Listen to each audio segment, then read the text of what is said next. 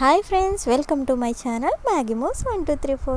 ఈరోజు వీడియోలో అయితే మనం కొబ్బరి పాలతో చేసుకునే కమ్మనైన కొబ్బరన్నం ఎలా చేసుకోవాలో చూసేద్దామండి. ముందుగా నేను ఈ కొబ్బరన్నం కోసం అయితే 3 కోకోనట్స్ అయితే తీసుకున్నానండి. అలా తీసుకున్న కోకోనట్స్ని చిన్న చిన్న ముక్కలుగా అయితే కట్ చేసుకుని పెట్టుకున్నాను.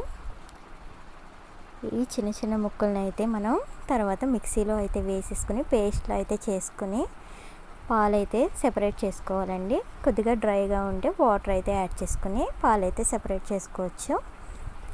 అలా సెపరేట్ చేసుకున్న తర్వాత పక్కన పెట్టుకోవాలి. తర్వాత కాజు అయితే తీసుకున్నానండి. మీకు ఇష్టమైతే వేసుకోవచ్చు, లేదంటే అలాగే బిర్యానీ సరుకులు కూడా తీసుకున్నానండి. చూడండి, అన్ని రకాలైతే కొద్దిగా తీసుకున్నాను. ఇలా బిర్యానీ సరుకులు కూడా వేసుకోవాలండి. అలాగే ఒక 3 ఆనియన్స్ అయితే కట్ చేసుకుని పెట్టుకున్నాను. ఒక 5 పచ్చిమిరపకాయలు కూడా కట్ చేసుకుని పెట్టుకున్నానండి ముందుగా. అలాగే అల్లం వెల్లుల్లి పేస్ట్ చేసుకుని అయితే పెట్టుకున్నాను. తర్వాత ఒక గిన్నె తీసుకొని మనం కొద్దిగా నెయ్యి అయితే వేసుకొని ముందుగా పెట్టుకున్న కాజును అయితే లైట్ కలర్ వచ్చేంత వరకు అయితే వేయించుకోవాలి. తర్వాత ఇంకొద్దిగా ఆయిల్ అయితే వేసుకుని మనం ఇలా ముందుగా తీసుకున్న బిర్యానీ సరుకులను అయితే కొద్దిగా వేయించుకోవాలండి. తర్వాత మనం కట్ చేసి పెట్టుకున్న ఆనియన్స్ పచ్చిమిరపకాయలు కూడా వేసేసుకుని ఫ్రై చేసుకోవాలి. కొద్దిగా కలర్ చేంజ్ అయ్యే వరకు అయితే ఫ్రై చేసుకుంటే సరిపోతుందండి. మరీ ఎక్కువగా అయితే ఫ్రై చేసుకోకూడదు. తర్వాత దీనిలో మనం కరివేపాకు అయితే వేసేసుకోవాలి. వేసుకుని ఇలా లైట్గా ఫ్రై చేసుకున్న తర్వాత ముందుగా పేస్ట్ చేసి పెట్టుకున్న అల్లం వెల్లుల్లి పేస్ట్ అయితే వేసేసుకుంటున్నానండి. నేను ఒక టేబుల్ స్పూను అండ్ ఇంకొంచెం అయితే వేసుకున్నాను. ఇలా వేసుకున్న తర్వాత ఇదైతే బాగా కలుపుకోవాలండి. పచ్చివాసన పోయేంత వరకు అయితే మనం వేయించుకోవాలి. పచ్చివాసన పోయి మనకైతే ఒక మంచి అరోమా అయితే వస్తుంది. అలా వచ్చిన తర్వాత మనకైతే వేగిపోయినట్టే. ఇప్పుడు నేనైతే రైస్ అయితే వేసేసుకుంటున్నానండి. ఇలా ముందుగానే వేసేసుకుంటే మనకైతే బియ్యం అయితే అంటుకోదండి, ఒకదానికొకటి పొడిగా అయితే వస్తుంది. చూడండి, ఇలా రైస్ అయితే వేసుకొని బాగా కలుపుకోవాలి. నేనైతే 2.5 గ్లాసులు అయితే వేసుకున్నానండి రైస్.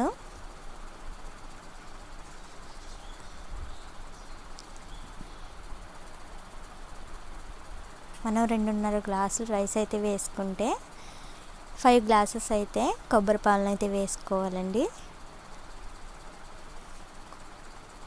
చూసారా, ఇలా బాగా మిక్స్ చేసుకోవాలి. ఇలా మిక్స్ చేసుకున్న తర్వాత మనమైతే ముందుగా సెపరేట్ చేసుకున్న పాలను అయితే వేసేసుకోవాలండి, కొబ్బరి పాలు.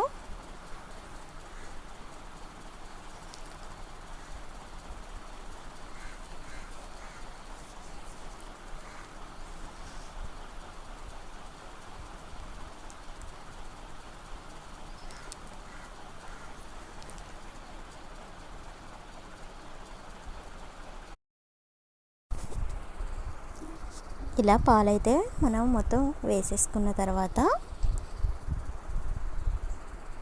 బాగా మిక్స్ చేసుకోవాలండి. ఒకసారి అయితే మొత్తం కలుపుకోవాలి.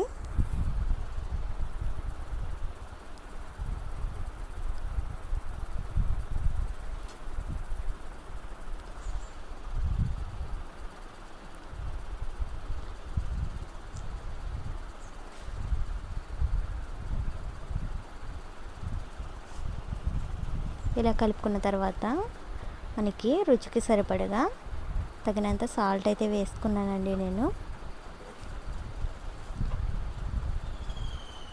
చూడండి, మనకైతే ఉడుకుతుంది స్లోగా.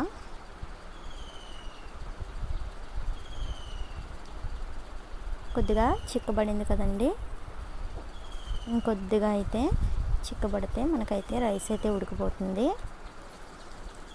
చూసారా దగ్గరికి అయిపోయింది కదండి, రైస్ మొత్తం ఉడికిపోయింది. ఇప్పుడైతే మనమైతే స్టవ్ అయితే ఆఫ్ చేసేసుకోవచ్చండి. చూడండి, మనం రైస్ అయితే ముందుగానే వేసేసుకోవడం వల్ల చాలా పొడి పొడిగా అయితే వచ్చింది. కొబ్బరి పాలతో చేసిన కమ్మనైన కొబ్బరి అన్నం అయితే రెడీ అయిపోయిందండి. ఈసారి మీరు కూడా ఇలా అయితే ట్రై చేయండి. అలాగే నా వీడియో నచ్చితే ఒక లైక్ కూడా చేయండి, నా ఛానల్ని సబ్స్క్రైబ్ కూడా చేయండి. మరి ఇన్ని వీడియోస్ మీకు నోటిఫికేషన్స్ కింద రావాలనుకుంటే పక్కనే ఉన్న బెల్ ఐకాన్ని కూడా క్లిక్ చేయండి. Bye friends.